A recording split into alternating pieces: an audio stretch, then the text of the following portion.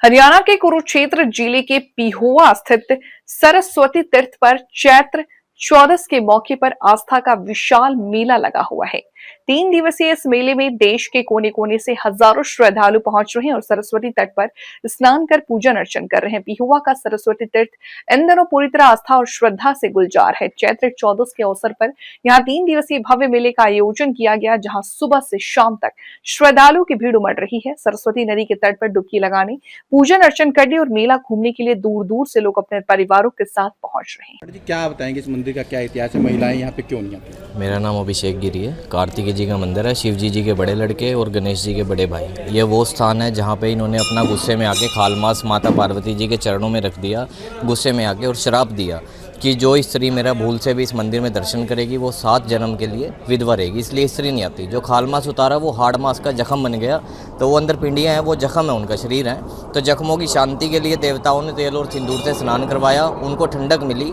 तो उन्होंने कहा जो मेरे जख्मों पे तेल और सिंदूर से स्नान करवाएगा, जैसे मेरे जख्मों को ठंडक मिली है वैसे ही उनकी आत्मा शांति होगी, ग्रह दोष, रोग दोष, प्रेत दोष, पितर दोष दूर होंगे और मनोकामना पूरी होगी, इसलिए तेल डाला जाता है। अगर कोई महिला गलती से आ गई तो क्या होता है? वैसे तो मारा जाते ही नहीं है, बाकी पुराणों में लिखा हुआ है, पद्म पुराण में 347वें पन्ने पे ये सारा वर्णन है जो मैं आपको बता रहा हूँ कि जो भी स्त्री भूल से भी दर्शन करेगी वो 7 जन्म तक विधवा रहेगी। अच्छा, तो ये उत्तर भारत का एकमात्र मंदिर है? ये तीनों लोकों में एक ही स्थान है। वैसे तो साउथ इंडिया में मृगुल स्वामी के नाम से इन्हीं की पूजा होती है।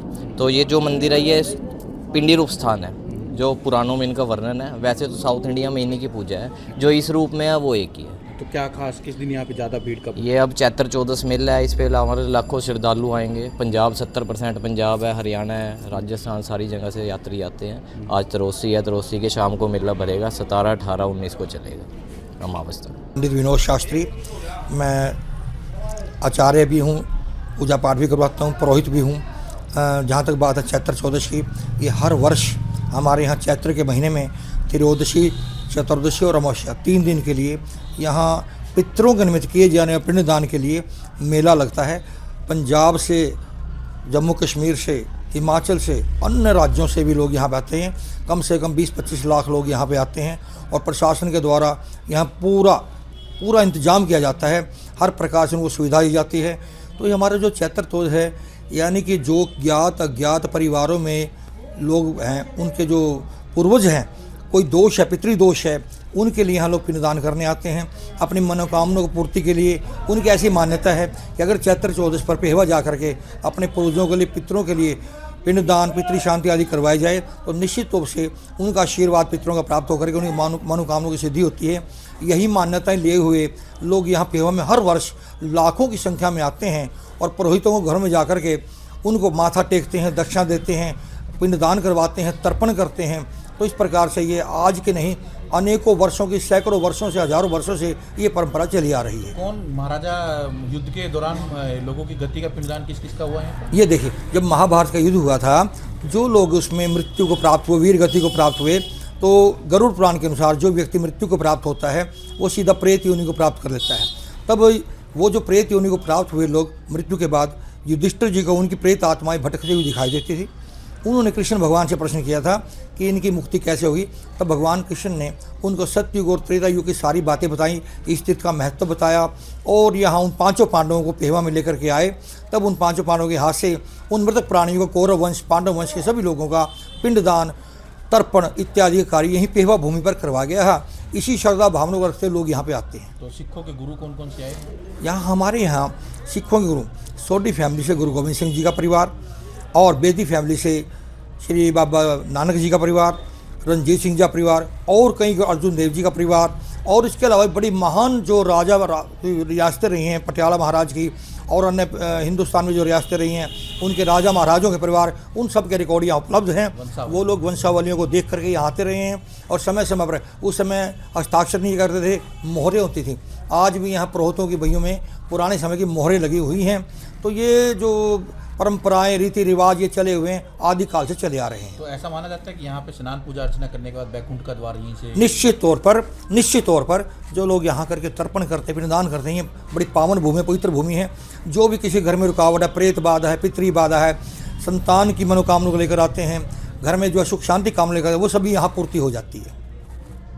मेले का क्या इतिहास है? यहाँ पे मेला कहाँ से लोग आते हैं सरकार? यहाँ जो पेहवा में मेला आज लगा हुआ है, ये सतयुग से मेला चलता है। सबसे पहले जो है पिशाच मोचनी चतुर्दशी जो बनी, वो विश्वामित्र व वशिष्ठ के आपसी द्वंद्व के कारण बनी।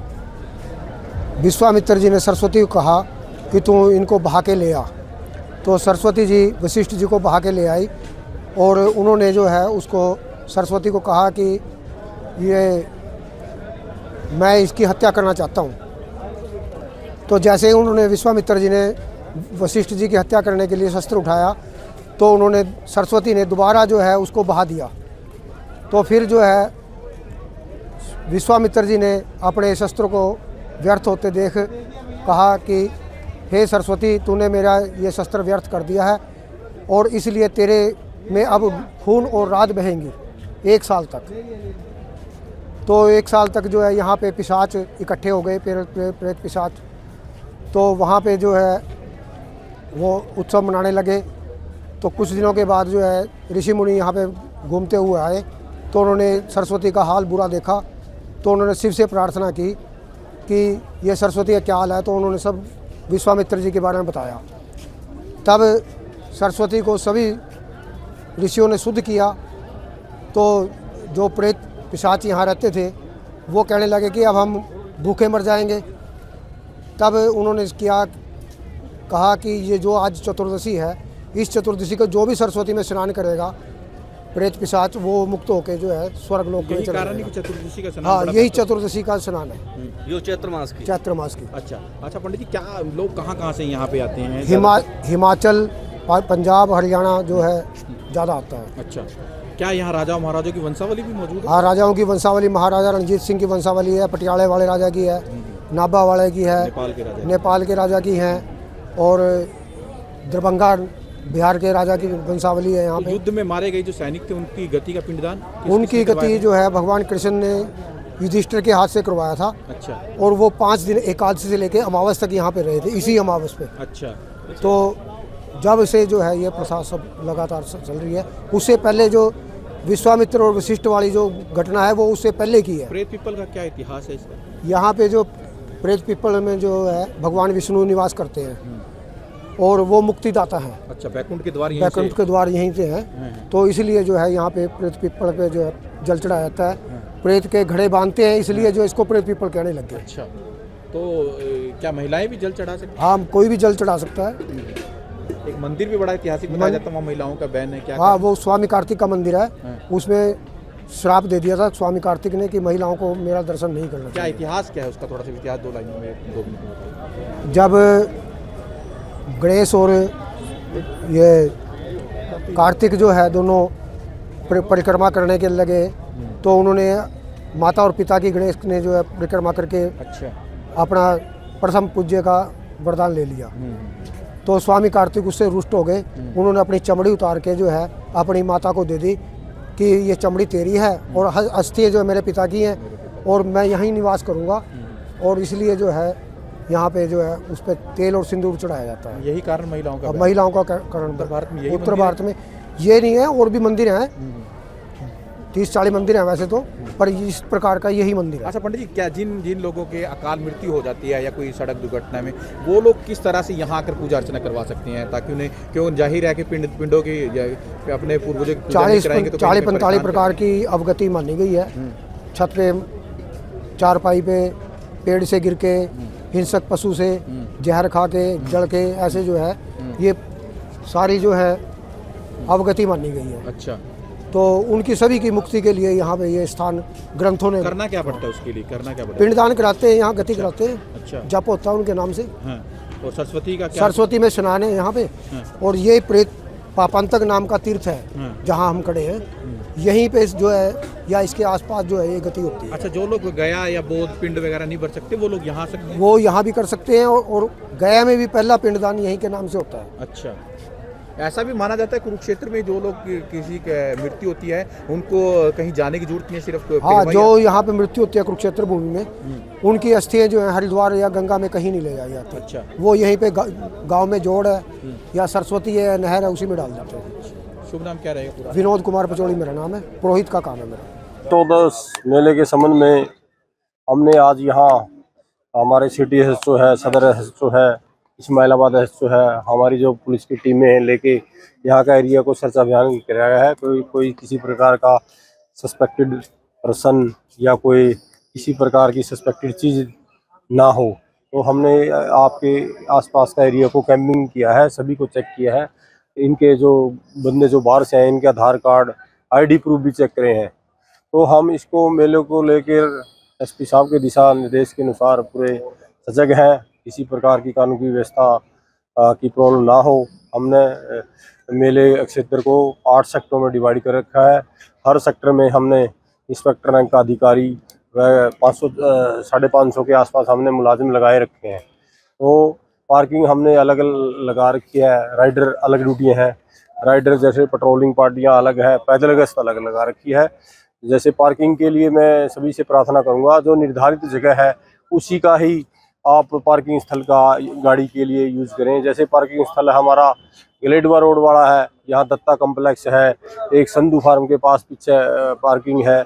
इसी तरह कैथल रोड पे है, 2 राइस मिल है, वहाँ के लिए है। अनाज मंडी पेहवा की पार्किंग है। कुरुक्षेत्र वाला जो रोड है उधर के लिए भी हमने जो नई अनाज मंडी पेहवा की है उसके लिए पार्किंग स्थल सुनिश्चित किया गया है। जो हमारा जो इधर के जो लोग पंजाब की तरफ से आएंगे, जो ये हुड्डा का जो एरिया खाली जगह, वहाँ भी पार्किंग के लिए हमने व्यवस्था की है और मुलाजिम हमने अलग लगाए गए हैं। जो सिविल डिपार्टमेंट है वो अलग अपनी ड्यूटी लगा रखी है। सिविल डिपार्टमेंट और पुलिस डिपार्टमेंट हम इसको तालमेल से मेले को सफल बनाने के लिए प्रयास करेंगे पूरा। हम पब्लिक से भी यही है, जो हमारे कर्मचारी हैं उनके जो दिशा निर्देश, हमारा 3-4 दिन का जो प्रोग्राम है, इसको शांतिपूर्ण ढंग से हम निपटाएं। अगर उस बंदा मिलता है तो उसके खिलाफ क्या कार्रवाई की जाएगी? उसके खिलाफ कार्रवाई की जाएगी, जो सस्पेक्टेड है कानून के अनुसार जो धारा है उसके अनुसार कार्रवाई की जाएगी। ज्यादातर इस मेले में बहुत ज्यादा भीड़ होगी तो स्नैचिंग का ज्यादा डर रहता है, जेब कतरा डर ज्यादा रहता है। हमारी इसमें प्रोग्राम में हमने CIA 1 और 2 की जो सिविल डिपार्टमेंट से भी हमने, जैसे CIA 1 सिविल वर्दी में भी हमने ड्यूटी लगाएगी, या लेडी की अलग लगाएगी ड्यूटी है, ताकि किसी प्रकार की स्नैचिंग या जेब तराशी की घटना ना हो। तो आम जन से क्या अपील करेंगे? आम जन से ये अपील करेंगे, भाई आप है ना पुलिस का सहयोग करें। किसी प्रकार का शरारती आदमी, सस्पेक्टेड आदमी, कोई चोर चक्का मिलता है तो पुलिस को तुरंत सूचना दे। हमारा पुलिस का मुलाजिम वर्दी में मिलेगा, उसको जब भी बता दे। तो अगर आपसे संपर्क में सद नंबर क्या रहेगा? मेरा नंबर है 7057600104 है। SHO सिटी है, उनका मोबाइल नंबर सुनील वत्स जी हैं, इंस्पेक्टर 7057600126 है। उनका मुलाजिम, उनका जो मोबाइल नंबर है उससे बात कर सकते हैं। जो थाना का नंबर है 70576008